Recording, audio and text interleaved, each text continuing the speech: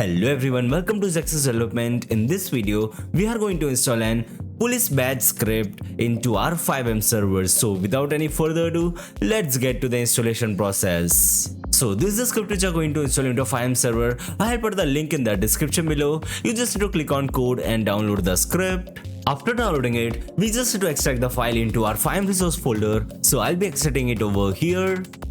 Just like this. Now rename the file and remove the main from the name. Now open the folder, then open the readme file.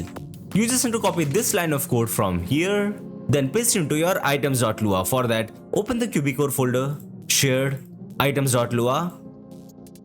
Now come to the very bottom line of the code, then paste that code over here.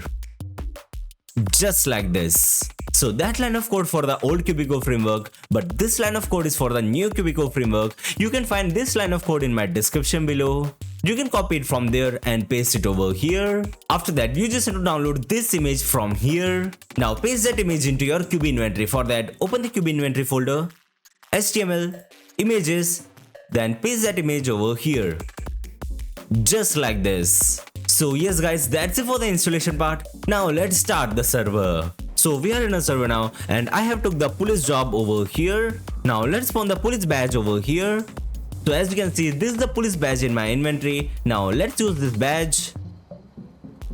And over here, you can see the animation and the look of the badge as you can see. So let's use it one more time.